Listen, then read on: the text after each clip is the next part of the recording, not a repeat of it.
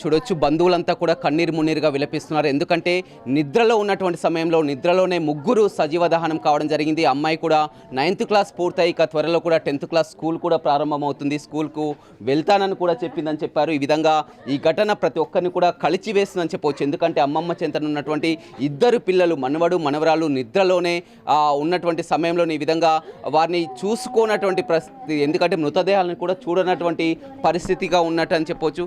ఏమైతారమ్మా అమ్మా మా అమ్మ మా అక్క పిల్లలు అమ్మా అబ్బాయి ఫోటో స్టూడియో నేర్చుకుంటుండు. అమ్మాయి ఇప్పుడు 9th అయిపోయింది, 10th. అమ్మా 9 నా దగ్గరకు వచ్చింది. ఎల్లిపాయలో ఏం అడిగింది లేవన్నా. మంచి అన్నం తిన్నారు, పడుకుర్రు. ఏమైందో తెలియదు. మేము వచ్చేసరికి కాలిపోయారు. అబ్బాయి ఏమో గుమ్మం కాడ కూర్చుండు. రాత్రి 9 వరకు మీతో మాట్లాడింది. అక్కడంగా పిలిచింది, పిన్ని పిన్ని అని పిలిచింది. పప్పు తాలింపు పెడతా ఏమో అడిగింది. ఎల్లిపాయలు ఏమో అడిగితే లేవమ్మ అన్న. ఇంట్లోకి పోయింది. ఇక పప్పు అవి చేసుకొని అన్నం తిన్నారు. నాకు పిల్లగాళ్ళకు పెట్టాను, పప్పు తెచ్చి ఇచ్చింది. మీకు ఎప్పుడు తెలిసిందమ్మా? మా బాబాయ్ టాయిలెట్కి లేస్తే ఇక్కడ అక్కడ మొత్తం పొగ వస్తుంది అంట. లేచి వచ్చి దెబ్బ మమ్మల్ని లేపిండు.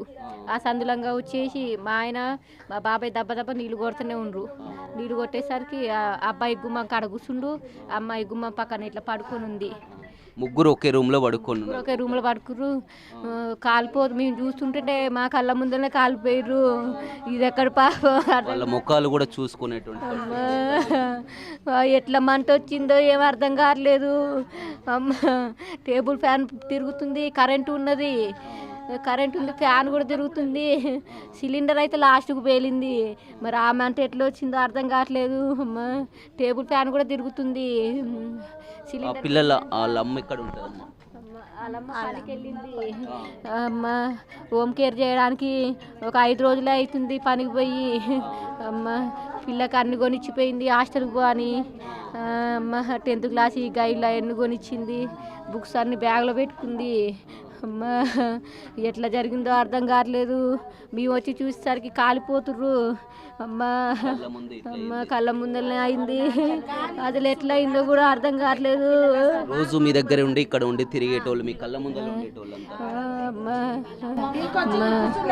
వాళ్ళ అమ్మమ్మనే అమ్మమ్మ మనవడు మనవరాలు అన్నట్టు. వాళ్ళ నాన్న చనిపోయిండు చిన్నప్పుడే. ఆమె పనికి వెళ్తుంది, అన్నీ కొనిచ్చి హాస్టల్కి వెళ్ళిపోయింది అన్నట్టు.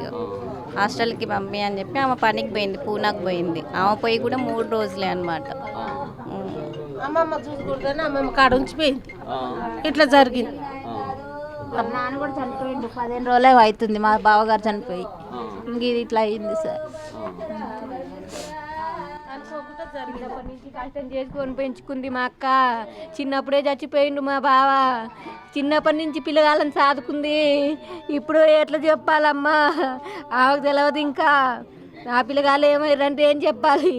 చేతికి వచ్చిన పిల్లగాళ్ళు చచ్చిపోయారమ్మా.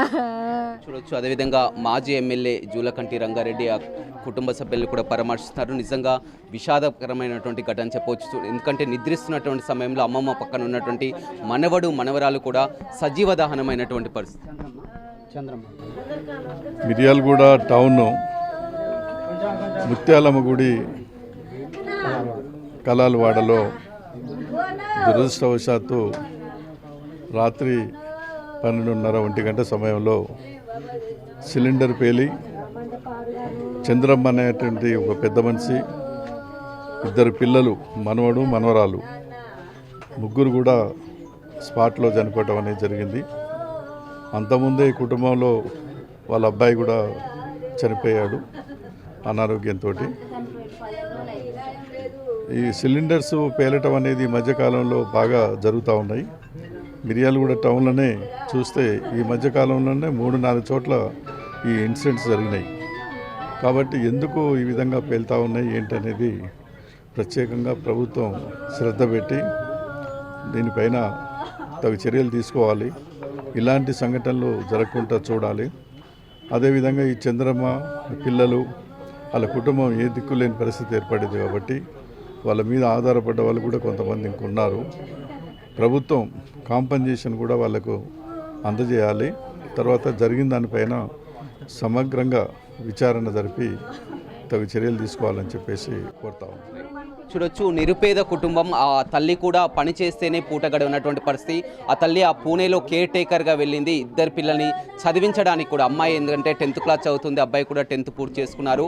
వారిని చిన్నప్పుడే తండ్రి చనిపోయినటువంటి పరిస్థితి కనిపిస్తుంది. ఆ తల్లే ఆ కుటుంబ సభ్యులంతా కూడా ఆ చిన్నారులని పెంచుకోవడానికి ఆమె జీవనోపాధి కోసం పూణేకి వెళ్ళి కూడా పనిచేస్తుంది. ఆ తల్లికి విషయం తెలిసి కూడా కన్నీరు మున్నీరుగా విలపిస్తున్నటువంటి పరిస్థితి కనిపిస్తుంది. ఏదేమైనప్పటికీ కూడా ప్రభుత్వం ఆ కుటుంబాన్ని ఆదుకోవాలన్నటువంటి డిమాండ్ చేస్తున్నారు. రవితో రమేష్, బిగ్ టీవీ, నల్గొండ.